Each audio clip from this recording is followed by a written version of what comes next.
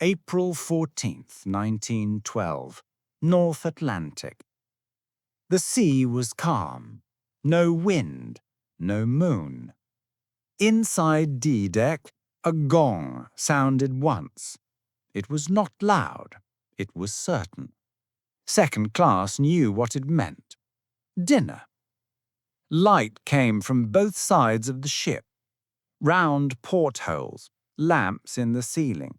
Mahogany tables waited under white cloth. A piano stood near the wall. The kitchen was the same that served first class. Same hands, same heat. Second class had fewer choices, smaller portions, but the quality was close. The idea was the same. They belonged here. The evening menu told the story. Consommé tapioca to begin. Baked haddock with sharp sauce after that, then a choice of curried chicken or spring lamb with mint or roast turkey with cranberry sauce. Sides of peas, turnips, rice and potatoes. Desserts of plum pudding, wine jelly, a coconut sandwich, and what the card called American ice cream. Then fruit, then cheese, then coffee and nuts. From soup to nuts, the full arc of comfort. Some remembered the fruit most of all.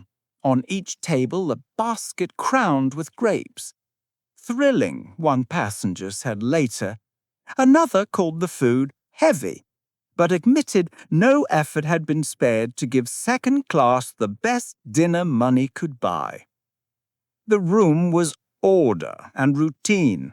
Assigned seats, chairs bolted to the floor, mahogany and crimson leather under steady light. The gong had called them in. Silence and silver carried them forward.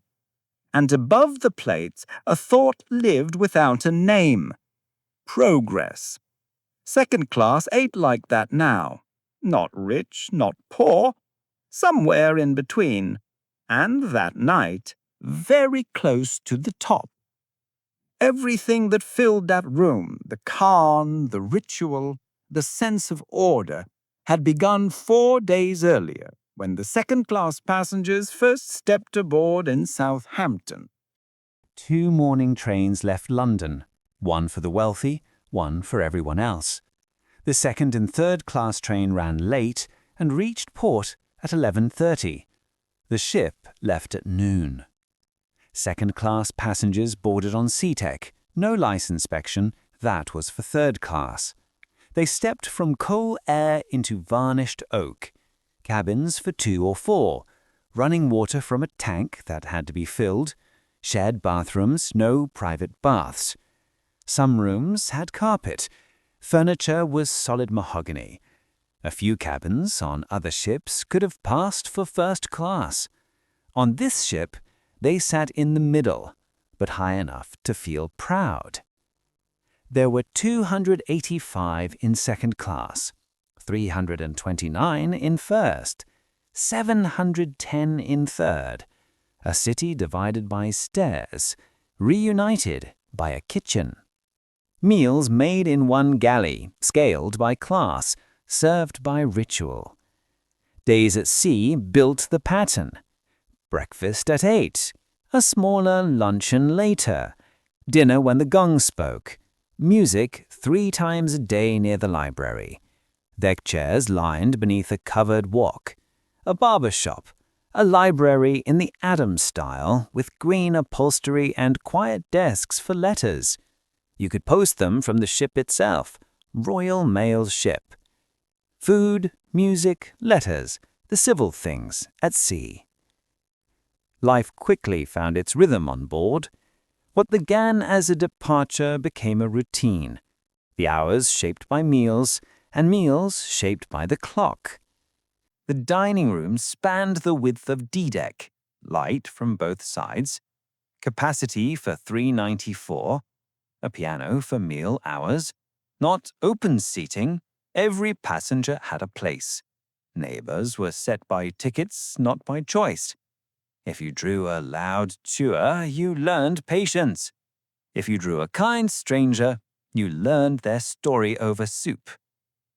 Breakfast came first, plain and strong. Oats and hominy, fresh fish, Yarmouth bloaters, smoked and salted, the name harsher than the taste. Ox kidneys and bacon, ham, eggs, potatoes, scones and buckwheat pancakes with syrup. It was a working meal for a day without whack.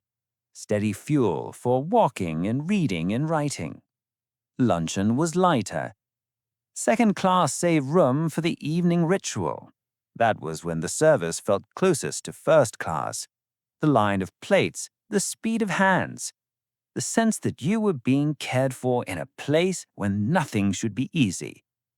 Soup, fish, entrees, sides, dessert, fruit, cheese, nuts. Not excess. Enough. Enough to feel human and modern 3 days from land. Passengers noticed. One remembered those grapes piled high. Another said the menu tempted more than it should. The words were simple, varied, tempting, best money could buy, but what they meant was larger. Second class had crossed an invisible line. Food at sea now made them more than passengers. It made them participants in a new comfort. And every detail of that menu told a quiet story of class and comfort. A story that unfolded course by course, from soup to nuts. The phrase lived at the end of the card. Soup first, nuts last. Between them, the story of a day. Consommé tapioca cleared the mouth and set the pace. Baked haddock with a sharp sauce followed, a clean fish sharpened, not buried. Then came the decision that told each table who they were that night. Curried chicken for warmth and spice, spring lamb with mint for freshness, or roast turkey with cranberry for a taste that felt like celebration. Peas, turnips, rice, potatoes, the comfort things, the things that make a ship feel civilized. Then dessert drew the line under the meal. Plum pudding, wine jelly, a coconut sandwich, American ice cream, a different make from the French version served above. The different said class. The present said care. Fruit bowls rose like small monuments. Grapes at the top glowing under lamplight.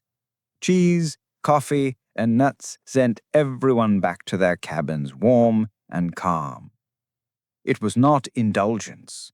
It was order. A shape to the evening that made the ocean feel normal. One passenger, Kate Buss, kept the picture of those tables. Another, Charlotte Collier, thought the food heavy, but still called the dinner the best money could buy for a second-class Sunday. Memory chooses what it keeps.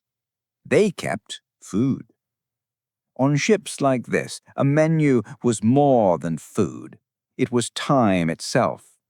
When the last course was cleared and the coffee cooled, the evening moved from the dining room to the smoke room, and from warmth into the night.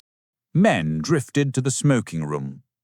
Green Moroccan leather, patterned linoleum, quiet talk, cards, a stocked bar. Benjamin Hart played late. His wife, Esther, did not sleep. She had worried since London. She said calling a ship unsinkable was pride against what cannot be named. At 11:40 p.m., the floor trembled. A soft jolt, a change in the sound of the engines. Lawrence Beasley felt it and saw men at cards look up and go back to their hands. Someone said an iceberg had grazed by the window moments before. It did not sound like danger. Soon the engines stopped. A call went down the corridor. Lifebelts, everyone on deck. Outside, the air was very still. The sea lay flat. Stars and the ship's own light. Crew uncovered the lifeboats. Women and children hesitated. The room they had just left felt safer than a small boat and dark water. Some boats went down half full. When Lifeboat 13 lowered, a crewman called for more ladies. None stepped forward. He told Beasley to climb in. Water from the ship's pumps pushed the boat beneath Lifeboat 15 above. A knife cut the ropes. The small boat slipped free and moved into the dark. Far below, the dining room stood empty, plates stacked, fruit untouched. Above, the decks were quiet. Then the calm began to break. By 2 a.m. the bow was low. The stern rose up. Lights flickered once and went out. A sound rolled through the ship. Steel breaking, floors collapsing. Beasley called it the most terrible noise a human being could hear. The Titanic stood upright for minutes, then slid under. Silence came first.